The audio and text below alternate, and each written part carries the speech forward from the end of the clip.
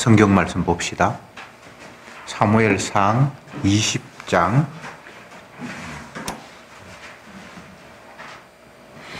1절부터 16절까지 읽겠습니다. 중간에 잠깐 건너뛰겠습니다.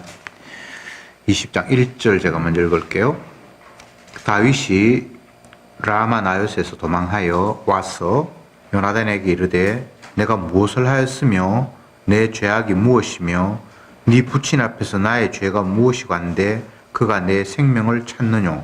요나단이 그에게 이르되 결단하라 하라. 네가 죽지 아니하리라. 내 부친이 네게서 살을 내게 하게 하시는 하나님 없나니 내 부친이 어찌하여 이를 내게 숨기리요. 그렇지 아니하리라.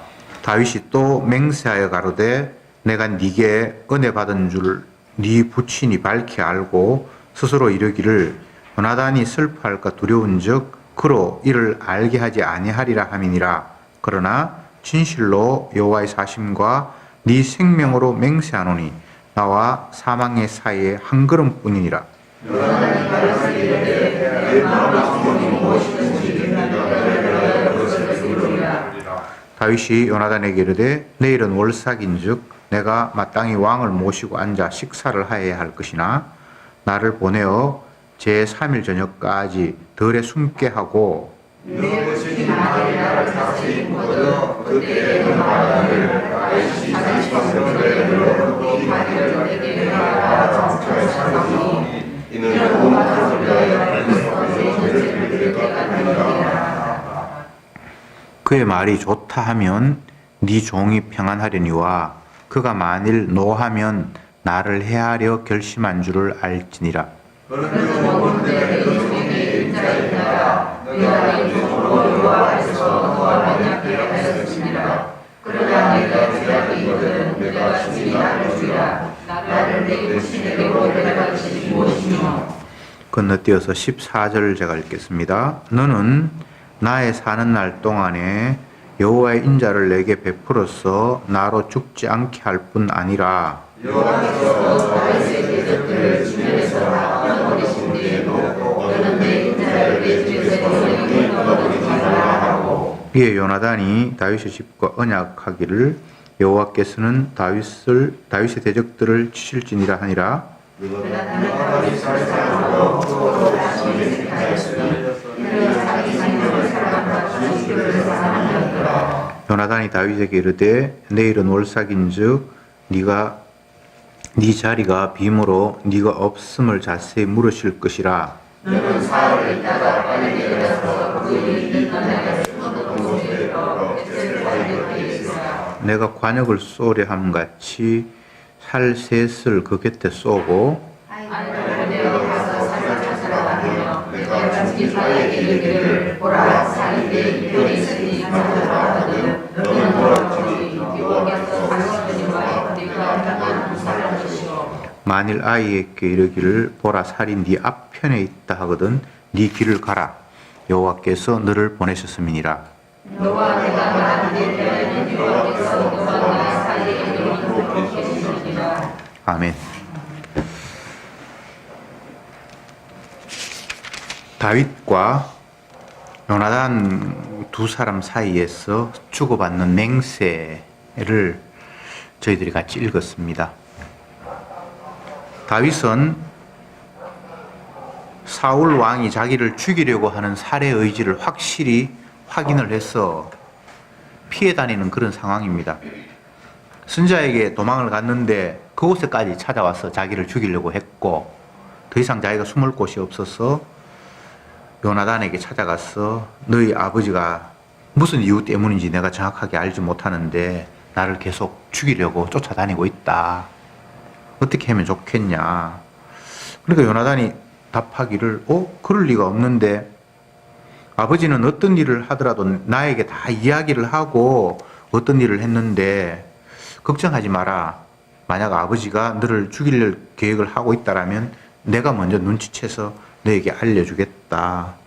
뭐 서로 이렇게 이야기를 주고받으면서 다윗이 마지막으로 이제 부탁하기를 이제 내일이 되면 신하들과 그 왕이 회의를 하는 그런 날인데 일단은 내가 떠나 있을 테니까 너희 아버지의 의중을 한번 살펴봐라.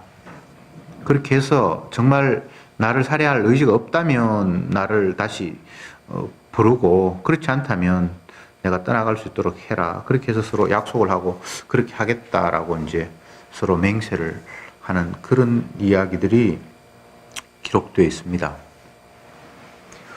다윗이 너무나 억울하죠. 1절을 제가 다시 한번 읽어볼게요. 다윗이 라마 나요스에서 도망하여, 이게 선지자가 있는 곳에 피했다가 거기까지 쫓아오니까 이제 거기서 또 다시 도망하여 와서 요나단에게 이르되 내가 무엇을 하였으며 내 죄악이 무엇이며 네 부친 앞에서 나의 죄가 무엇이관데 그가 내 생명을 찾느냐, 이렇게 아들에게 항변을 하듯이 묻습니다. 너무 답답하니까 그 아들은 자기를 이해해 줄 알고 또 친했기 때문에 그 아들에게 찾아가서 너희 아버지가 도대체 무슨 이유 때문에 나를 자꾸 찾아서 죽이려고 하느냐, 이유라도 좀 내가 알았으면 좋겠다, 이렇게 말씀이 시작이 됩니다. 다윗이 무슨 이유 때문에 죽임을 당해야 됩니까? 인간적으로는 이유가 없잖아요. 나라의 공로자고 왕의 입장에서는 너무나 훌륭한 신하를 한 사람 얻은 그런 환경이 됐는데 왕이 자꾸 자기를 죽이려고 쫓아다니니까, 심지어 선지자가 있는 곳까지 따라와서 죽이려고 했으니까 다윗의 입장에서는 너무나 억울하고 손쓸 방법이 없는 거예요. 차라리 적이라면, 자기를 죽이려고 하면 같이 무기를 사용해서 죽여버리면 그만인데 이 사람은 자기 왕이기 때문에 같은 나라 사람이고 자기는 신하인데 자기를 해친다고 해서 그 왕을 죽일 수도 없는 입장이고 정말 난처한 그런 상황이 이르렀습니다. 그래서 안타까운 마음으로 그 아들 요나단에게 찾아가서 자기의 그 사정을 하소연하듯이 말을 합니다. 이 상황은 언약이라는 관점이 아니면 이해도 해석도 불가능한 상황입니다. 다윗은 지금 하나님의 언약을 입었기 때문에, 주님의 언약에 의해서 끌려다니는 삶을 살기 때문에 언약을 알지 못하는 사울 왕으로부터 분노의 대상, 죽여야 할 그런 존재로 서로 대적이 되는 그런 상황이 연출되었습니다. 더 정확하게 이야기하면 다윗은 장차 오실 메시아의 기능을 먼저 지금 시행하는 그런 과정 속에서 빚어진 현상입니다. 다윗도 몰랐죠. 자기의 모습 속에 장차 오실 메시아의 삶이 얹혀 있다는 사실을 자기는 몰랐죠. 만약 알았다면 이런 식으로 요나단에게 찾아가서 내가 너무 억울하다, 왜 너네 아버지가 자꾸 나를 죽이려고 하냐, 나 지금 겁나서 죽겠다, 나 좀 숨겨다오, 이렇게 하지 않았겠죠. 다윗도 지금 몰라요. 왜 자기가 이렇게 억울한 일을 당하는지를 전혀 감잡지 못하고 있습니다. 그러나 궁극적으로 보면 다윗에게는 장차 오실 예수님의 기능과 역할을 지금 먼저 행하고 있기 때문에 그 예수님의 뜻을 알지 못하는 세력들이 예수님을 죽이려고 하는 그런 상황이 연출되고 있다, 이렇게 이해하시면 좋을 것 같습니다. 성경은 다 예수님 이야기하고 싶어서 펼쳐지는 이야기잖아요. 다윗 이야기 속에서 다윗으로 끝나버리면 거기서 예수님 이야기가 안 나오잖아요. 다윗이 당하는 고난이 장차 오실 예수님의 고난을 등에 업고 있어요. 그래서 이런 일이 벌어지는 겁니다.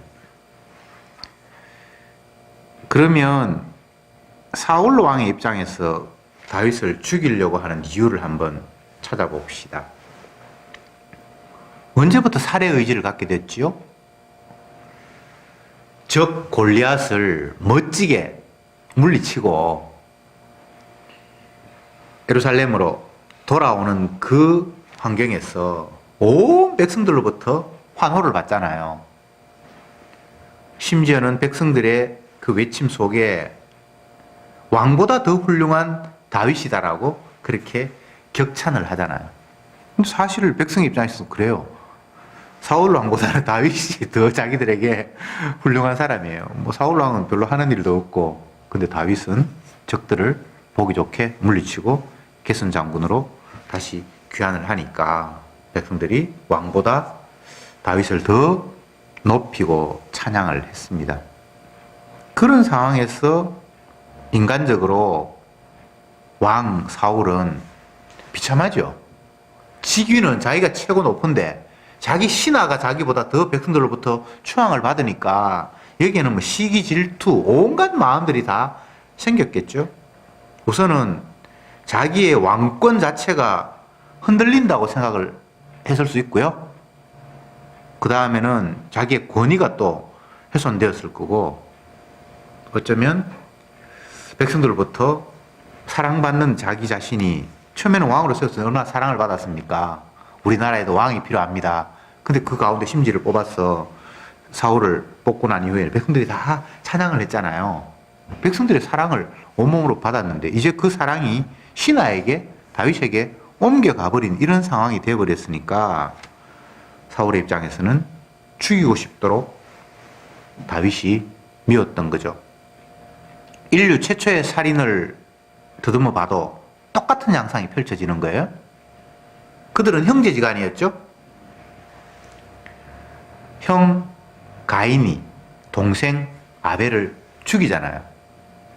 그때는 인구도 많이 없었습니다. 엄마 아빠 있었고 동생 있었고 달랑 4명밖에 없었는데 얼마나 가족이 화목하게 살았겠습니까? 그런데 하나님이 언약적으로 개입하심으로 말미암아 분노와 질투와 미움으로 친동생을 살해하는 지경에까지 이르릅니다. 그 모습이 똑같은 패턴으로 다윗과 사울 사이에서 벌어집니다. 자, 제가 여기 언약을 설명하기 위해서 지금 이 이야기를 합니다. 언약이 중요하죠. 언약이 가지고 첫 번째 살인 사건이 언제 벌어지는가 하면 창세기 2장에서 3장입니까? 가인과 아벨 사이에서 전쟁이 살인 사건이 벌어지고 뭐 또 중간에 많이 있습니다만 오늘 요걸 두 번째로 시작해 봅시다. 사울 왕과 다윗 사이에서 벌어집니다. 여기는 형제지간, 여기는 군신, 임금과 신하의 관계입니다. 정말 절친하고 어떻게 끊을 수 없는 그런 관계잖아요.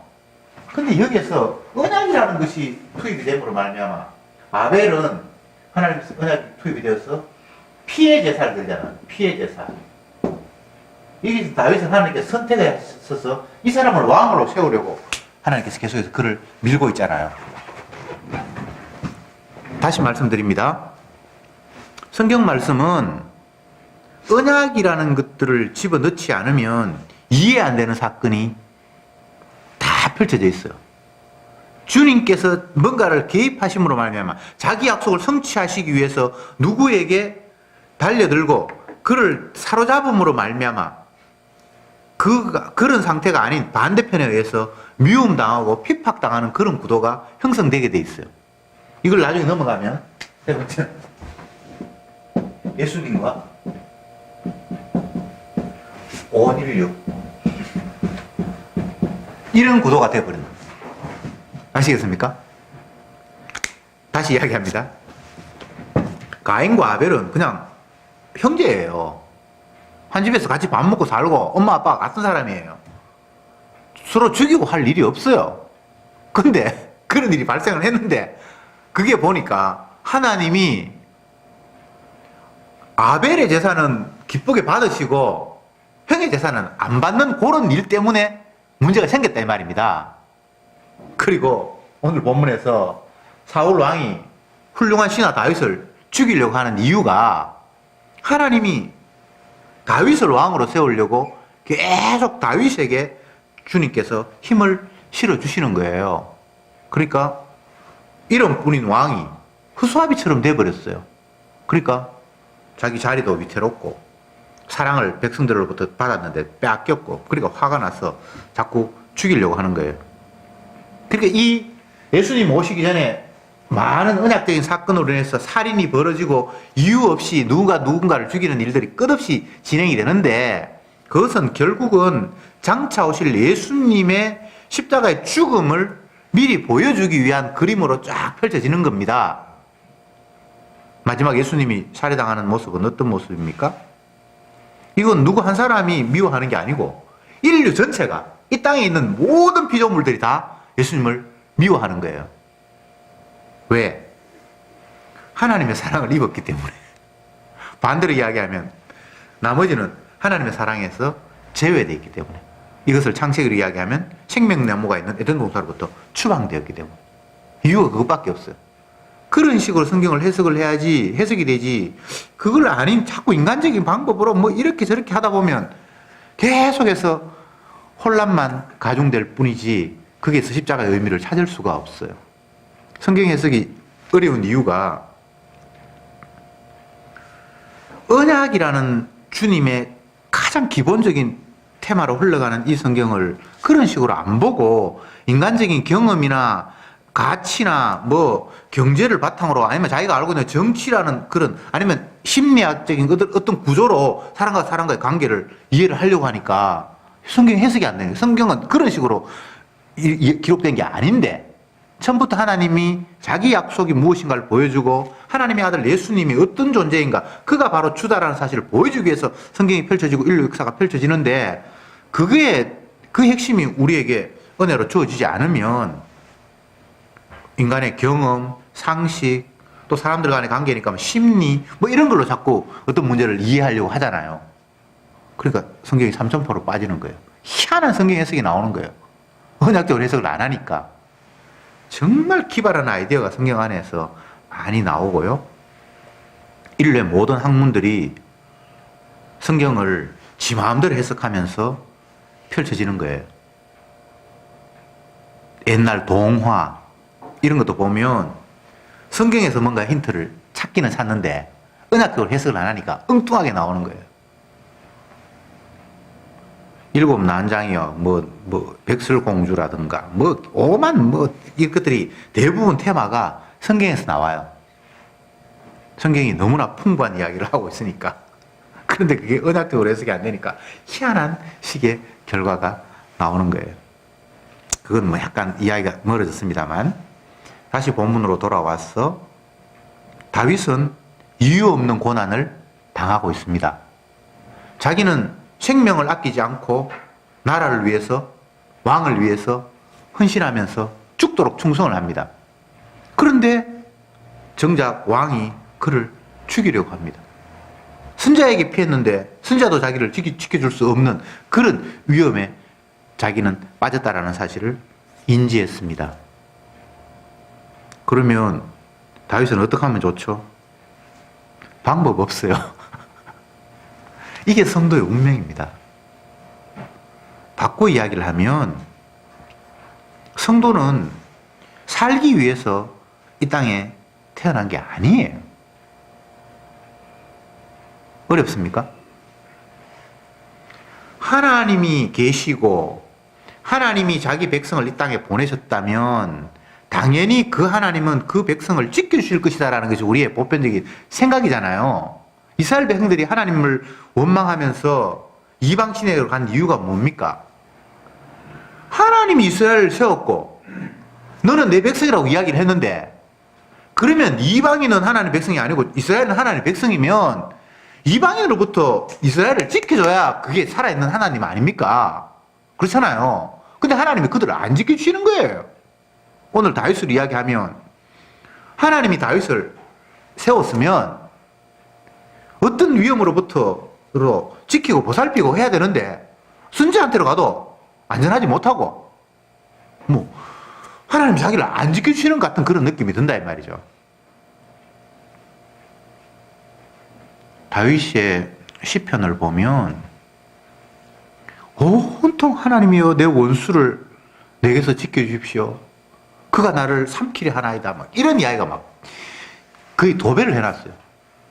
물론 신앙 고백이 그 가운데 나옵니다만 얼마나 그 자기를 죽이려고 하는 사람으로부터 불안해서 도망다니는 그런 도망자의 그 모습들이 절절히 거기에 있다 이 말이죠.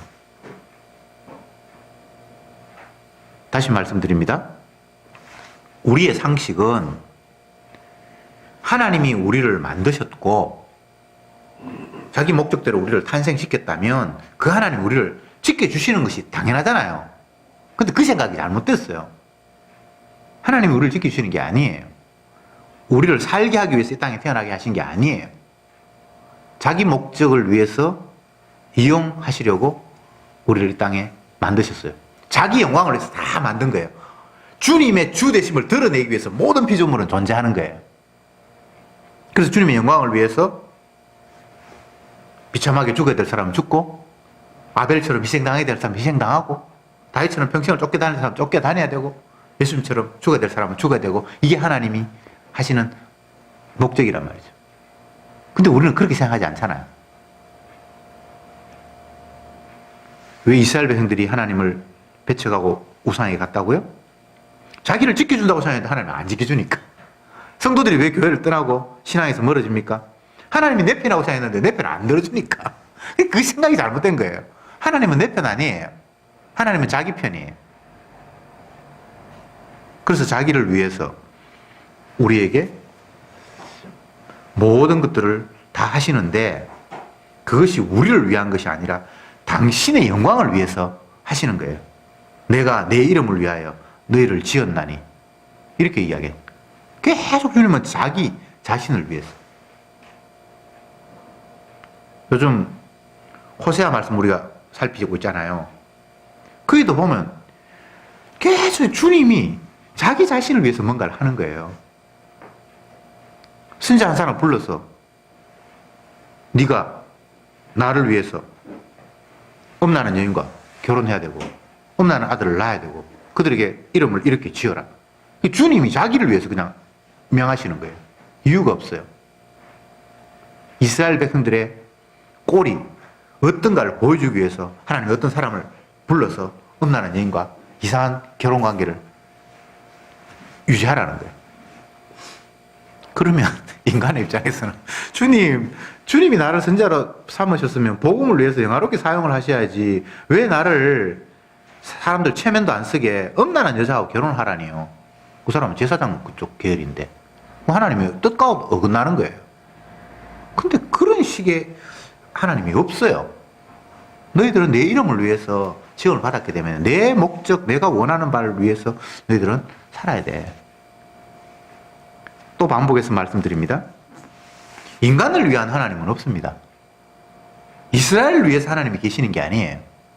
성도를 위해서 하나님이 보살펴 주시고 성도를 도와주시는 하나님이 아니에요. 반대입니다. 그래서 우리는 하나님이 나를 지켜주시니까 나는 안전빵이다 이런 생각을 하면 안 돼요. 주님이 나를 부르셔서 주님의 도구로 사용하시는구나. 나는 어떤 모습으로 사용될까? 그냥 그렇게 생각을 하시면 주님이 하시는 일이 아멘이 돼요. 아, 이렇게 또 사용하시는구나. 이렇게 사용하시는구나. 풍부에 처하기도 했다가 궁핍에 처하기도 했다가 울기도 했다가 웃기도 했다가 병들기도 했다가 치료하기도 했다가 하나님이 자기의 목적을 위해서 나를 이렇게 저렇게 사용하시는구나. 그게 성경에 나오는 이야기인데 우리는 성경의 흐름대로 언약대로 하나님을 이해하고 나를 이해하는 것이 아니라 그냥 내 좋은 대로 하나님은 무조건 내 편이 될 거라고 자기 마음대로 생각하는 거예요. 성경에는 그런 이야기도 없는데 하나님 무조건 나를 지켜줄 걸 생각하는 거예요. 이스라엘 백성들이 이방인과 싸우면서 하나님 무조건 내 편이 들어줄 것이다. 나중에 안 되니까 하나님 이름으로 법궤 가지고 막 들이미는 거예요. 근데 이겼습니까? 아니잖아요. 이스라엘 전체 역사라고 보면 성전 다 불타버리고 법궤가 뭐고 다 사라져버렸어요. 이스라엘 생각과 다르죠. 그죠? 인간의 생각과 다르죠. 그게 다른 이유가 그들이 자꾸 엉뚱한 하나님을 자꾸 지어내는 거예요. 언약의 하나님은 그런 하나님이 아니에요. 무조건 자기를 지켜주는 하나님이 아니고 이스라엘 백성마저도 하나님의 언약을 배반할 때는 땅이 그들을 토해내치리라는 이런 하나님이잖아요. 저와 여러분들이 주님의 언약 안에서 말씀 안에서 살아간다라면 날마다 룰루랄라죠. 찬송밖에 없죠. 그런데 언약을 떠나서 하나님 나 지켜주세요. 내가 하나님 백성 아닙니까? 그러니까 그걸 어떻게 지켜줄 수가 있습니까? 오히려 지켜주시는 모습이 해초리를 때리는 거죠. 내가 너무나 소중하다고 생각하는 그것 하나님이 갈취해버리죠. 빼앗아버리죠. 아브라함에게는 독자 이삭을 빼앗듯이, 야곱에게는 그 사랑하는 자기 아내가 뭐 종의 자식도 있고 첫 번째 부인도 있고 두 번째 부인도 있고 아내가 많이 있는데 자기가 제일 사랑하는 아들을 하나님이 뺏어버리잖아요. 요셉을. 그렇잖아요. 성경에 나오는 이야기잖아요. 그런 하나님이잖아요. 우리가 섬긴 하나님이. 무조건 내가 아쉬운 소리 하면 아이고 이놈아 하면서 와서 도와주는, 그거는 산타크로스고 그건 성경에 나오는 요 하나님이 아니에요.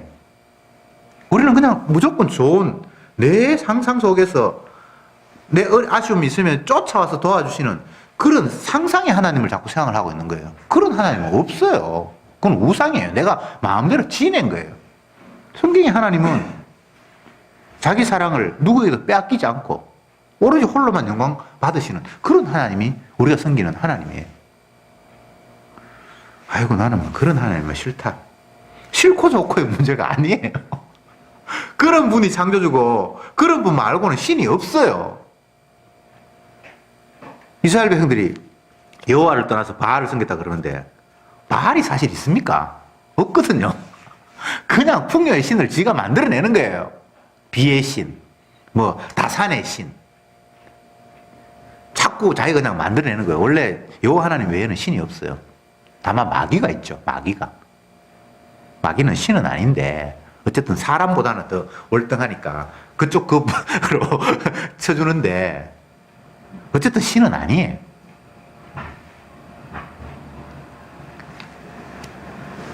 왜 주님이 다윗을 세워서 억울하게 고통을 받고 죽음의 위협까지 처하도록 계속해서 그의 생애를 몰아가시는가? 다윗의 입장에서 너무 억울한데, 근데 억울할 게 없어요. 주님이 이 땅에서 핍박받았던 것처럼 성도는 주님과 한편이기 때문에 핍박을 받는 거예요. 그냥 하나도 이상한 게 없어요. 요한복음에서 예수님께서 하시는 말씀이 예수님께서 제 아들에게 하시는 말씀이 사람들이 너희를 미워하거든 이상한 일을 당하는 것처럼 생각하지 말라. 왜 그러냐 하면 사람들이 너희들이 싫어서가 아니라 내가 싫어서 나를 따르는 너희를 미워한다. 이렇게 예수님께서 말씀하셨어요. 그래서 하나도 이상하게 여기지 말래요. 하나님의 택한 받은 사람인 고로 너희는 세상에 있지만 세상에 속한 자가 아니라 하나님께 속한 나에게 속한 사람인 고로 세상이 너희를 미워한다. 이질감 때문에. 하나님의 택한 백성이 따로 있고 하나님은 다윗을 사랑하시니까 하나님의 사랑받는 사람이 따로 있기 때문에 하나님 사랑받는 못 받는 사람들이 너희를 미워하니까 이게 이상한 게 아니라는 거예요.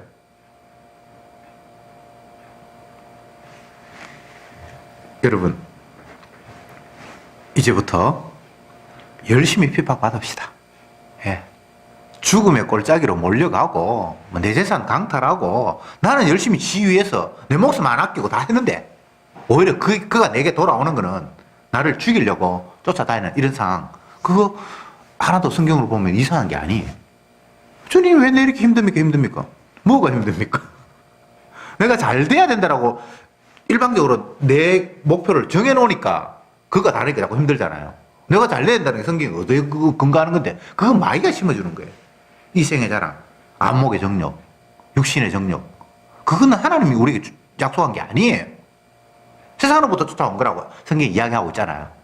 근데 우리는 나도 모르게 나는 잘 돼야 되고 건강해야 되고 우리 집에는 아무 문제 없어야 되고 저래 다니는 저 사람은 망해야 되고 그런 게 없어요. 어차피 그들은 망했어요. 이미 주님의 사랑을 입지 못했기 때문에 그 자체가 끝난 거예요. 게임이 끝난 거예요. 반대로 주님의 사랑을 입었기 때문에 그때부터 주님의 사랑을 알지 못하는 사람으로부터 억울함을 당해야 되는 거예요. 그게 성경의 이야기예요. 예수님이 좁은 길로 가셨다. 우리에게 내가 가는 길은 영생의 길이다. 너희들도 따라와야 된다. 이거 뭐 다 아는 이야기잖아요. 이건 모르는 사람 없잖아요. 주님은 그렇게 약속을 하셨는데 우리는 그 뭐 핍박받고 좁은 길을 가시밭길을 그게 아니기를 자꾸 원하고 있잖아요.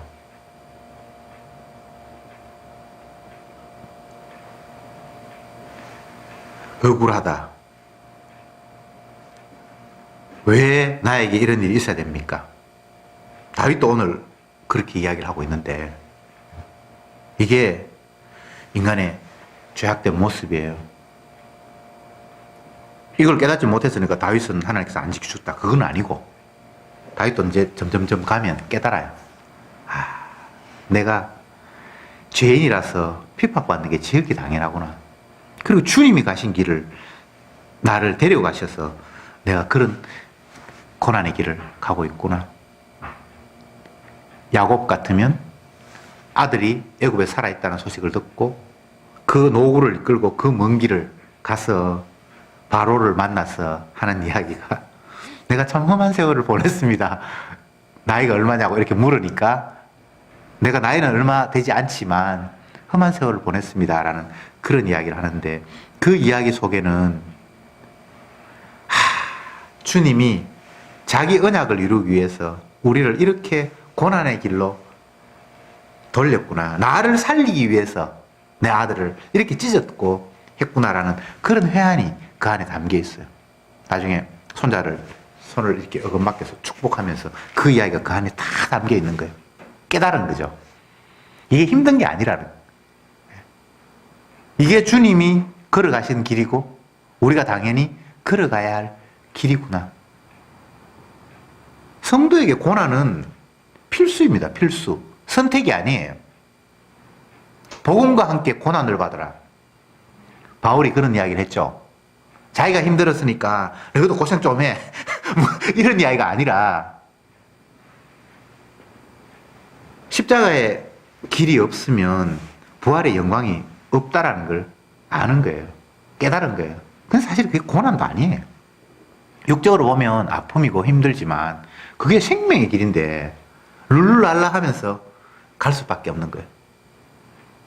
너희가 당하는 고난은 장차 나타날 영광과 게임도 안 되기 때문에 그거 별로 그렇게 힘들어할 필요도 없다. 복음과 함께 고난을 받으라 그러는 걸 바울이 또 그렇게 얘기를 해요. 고난은 맞는데 그건 네가 앞으로 누려야 될 영광하고 비교하면 그거 고난 축도 들어가는 게 아니야.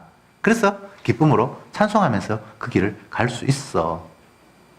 그리고 성도들이 시험을 당하고 어려움을 당할 때에 하나님께서 감당할 만큼만 주시는 거야. 그것 때문에 케어되도록 하나님께서 하시진 않아. 얼마나 대단한 위로입니까? 우리 힘으로는 감당 안 되죠. 내 힘으로 어떻게 아들을 바칩니까? 아브라함처럼. 아브라함도 그거 못해요. 근데 주가 하게 하셨어요. 요셉도 마찬가지입니다. 사랑하는 11번째 아들 얼마나 애지중지하면서 때때어 냅히고 그런데 주님이 빼앗아 가버렸죠. 차라리 죽었다고 시신이라도 확인하면 되게 좋겠는데 그것도 아니고 평생을 아마 가슴 앓이 했을 거예요. 그런데 뭐 견디게 하셨잖아요. 요업이 자녀 10명 다 죽고 마누라가 도망가고 욕하고 온몸이 만신창이가 되고 우리에게 만약 그런 일이 닥친다면 우리가 하나님 저주하고 떠나지 않을 자신이 있습니까? 없어요. 욥도 사실은 뭐 저주까지는 아니지만 하나님을 원망하는 모습을 여과 없이 막 드러내잖아요.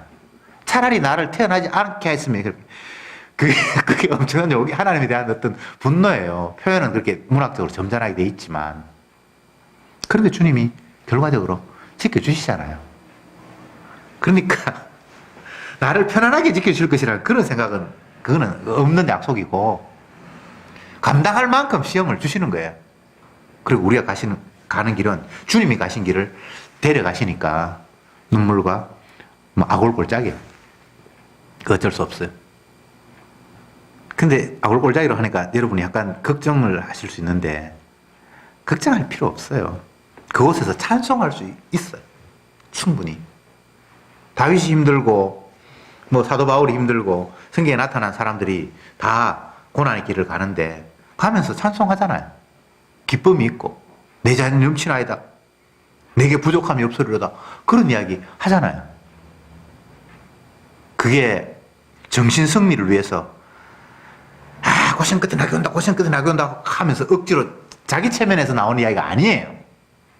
정말 그 순간순간 풍성함이, 주님의 피가 나의 모든 더러움을 완전히 다 덮어버려서 깨끗하게 된 상황. 너희 죄가 주홍같이 붉을지라도 눈과 같이 희게 하리라는 그 약속의 말씀이 그에게 확 닥쳐오니까 그 안에서 찬송이 막 피어나는 거예요.